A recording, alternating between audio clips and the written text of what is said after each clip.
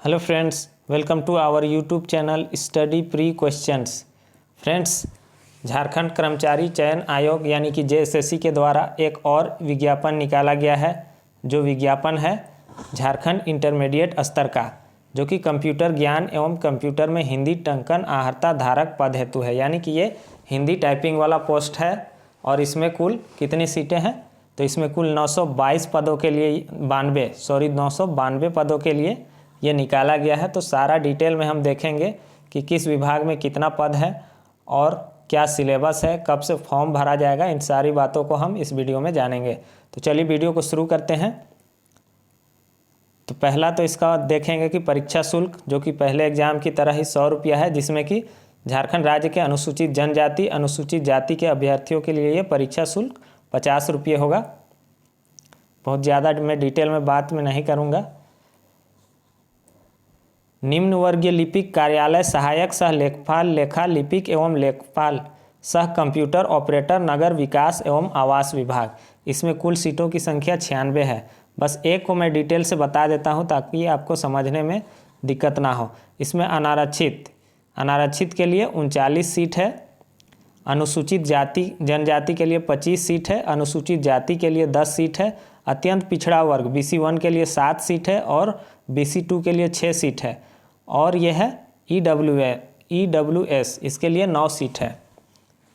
उसके बाद हम देखेंगे निम्न वर्गीय लिपिक कार्यालय सहायक सह कंप्यूटर ऑपरेटर एवं लेखा लिपिक सह कंप्यूटर ऑपरेटर नगर विकास एवं आवास विभाग। तो इसमें भी कुल कितना सीट है? तो 256 सीट है। सीटों का बंटवारा आप देख लीजिएगा। उसके बाद स्टेनोग्राफर निजी सहायक नगर विकास एवं आवास विभाग, इसमें कुल सीटों की संख्या कितना है? तो 27 है। उसके बाद है लिपिक अनुसूचित जनजाति अनुसूचित जाति अल्पसंख्यक एवं पिछड़ा वर्ग कल्याण विभाग, इसके लिए कितनी सीटें हैं? तो 104 सीटें हैं।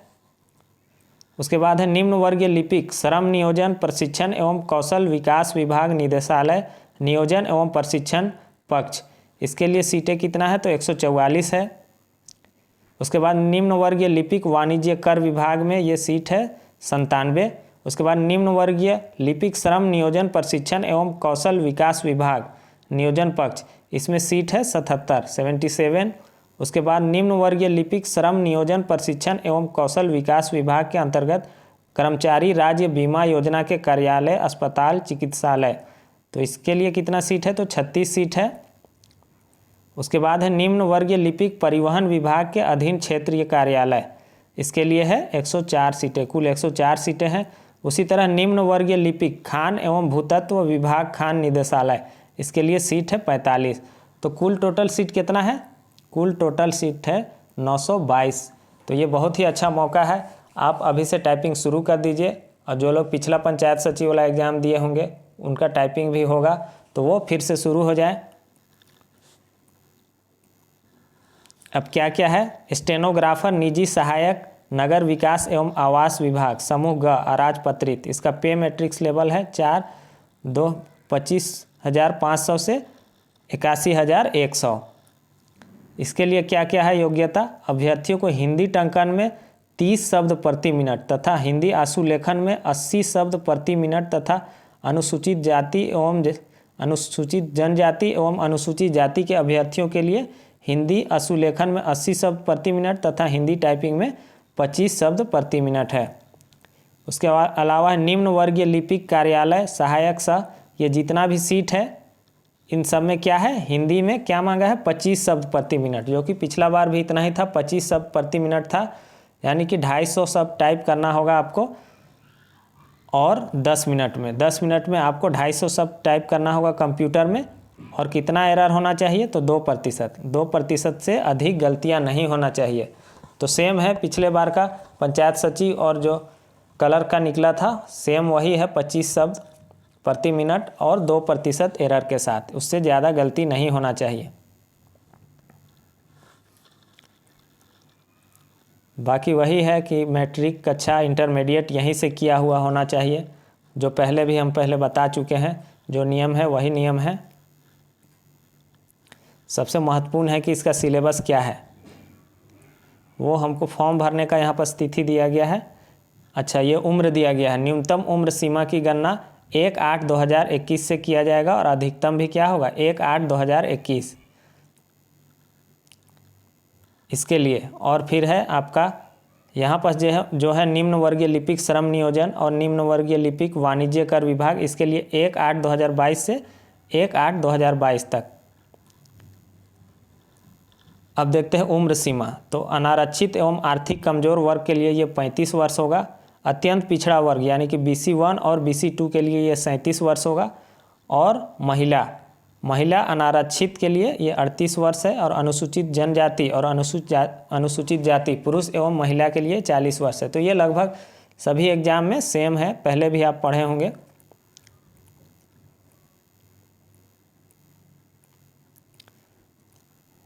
आरक्षण का तो वही सेम नियम है, उसमें हम डिटेल में बाद में बात करेंगे।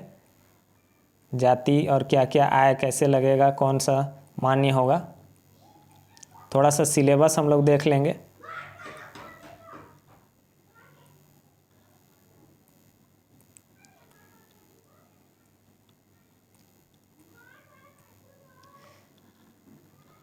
संशोधन करने का भी दिनांक दिया हुआ है।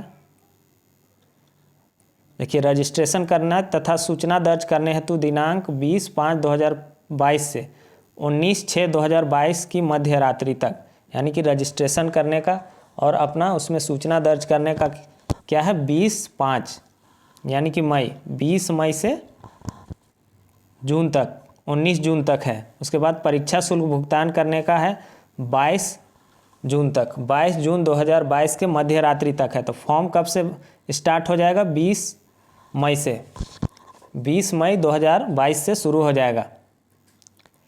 फोटो एवं हस्ताक्षर अपलोड कर आवेदन पत्र प्रिंट आउट लेने के लिए जो समय दिया गया है वह 25 जून तक है, 25 जून 2022 की मध्य रात्रि तक।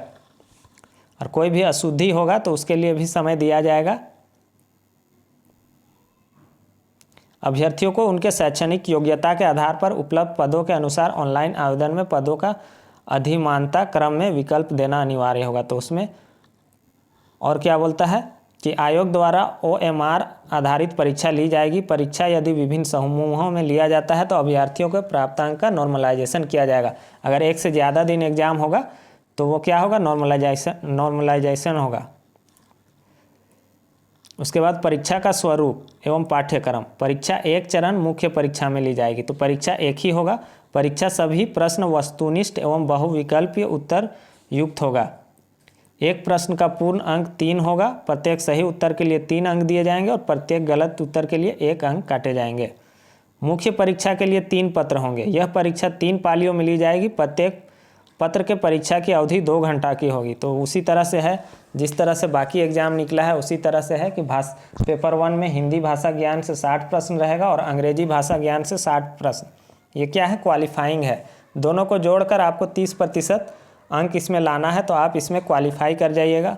फिर दूसरा है पेपर 2 जिसमें कि जनजातीय एवं क्षेत्रीय भाषा से कुल प्रश्न रहेगा 100 और उसका परीक्षा अवधि 2 घंटा रहेगा। जिसमें क्या क्या भाषा है उर्दू, संथाली, बंगला, मुंडारी, हो, खड़िया, कुड़ुख, उराव, कुरमाली, खोट्ठा, नागपुरी, पंचप्रगनिया, उड़िया में से किसी एक भाषा की परीक्षा विकल्प के आधार पर अभ्यर्थी दे सकेंगे।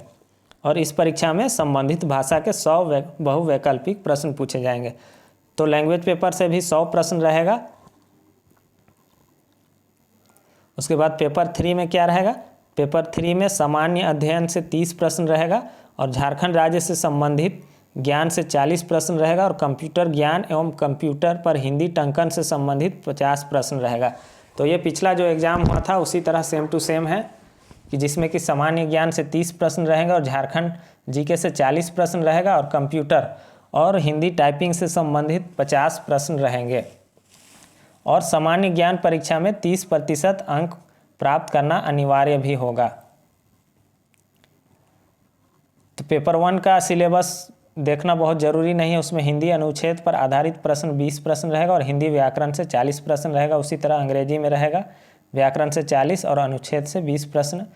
क्षेत्रीय भाषा में, क्षेत्रीय भाषा का हम अलग से वीडियो बनाएंगे कि क्या क्या है। तो उर्दू का जैसे ग्रामर है, उर्दू पोएम है, उसी तरह संताली का है। हम थोड़ा सा नागपुरी का देख लेते हैं, क्योंकि मैं नागपुरी का क्लास भी करा रहा हूँ और आगे भी नागपुरी का क्लास चलेगा। तो नागपुरी में क्या है, तो नागपुरी में जो ग्रामर है वो बिल्कुल सेम है। वर्ण, संज्ञा, सर्वनाम, लिंग, वचन, कारक, विशेषण, क्रिया विशेषण, काल, धातु, क्रिया, वाक्य, अव्यय, उपसर्ग, प्रत्यय, समास, अनेक शब्द के बदले एक शब्द, विलोम शब्द, पर्यायवाची शब्द, समानार्थी शब्द। उसके बाद साहित्य में क्या पढ़ना है, नागपुरी लोक साहित्य में लोकगीत, लोक कथा, बुझावल, कहावत, मुहावरे जो कि सेम है सीजीएल का और उत्पाद सिपाही का। लोकगीत में भी सेम है, यही सिलेबस है। लोक कथा से वनहरनी कर बेटा, बुधू भंडारी, भाई बहन, बालमैत रानी। यहाँ पर थोड़ा सा चेंजिंग है लोक कथा में, एक दो लोक कथा जो कि इंटरमीडिएट लेवल का पढ़ना है। और यहाँ पर बहुत ध्यान देने वाला बात है कि बनफूल भाग 1 पढ़ना है, बनफूल भाग 1 पढ़ना है।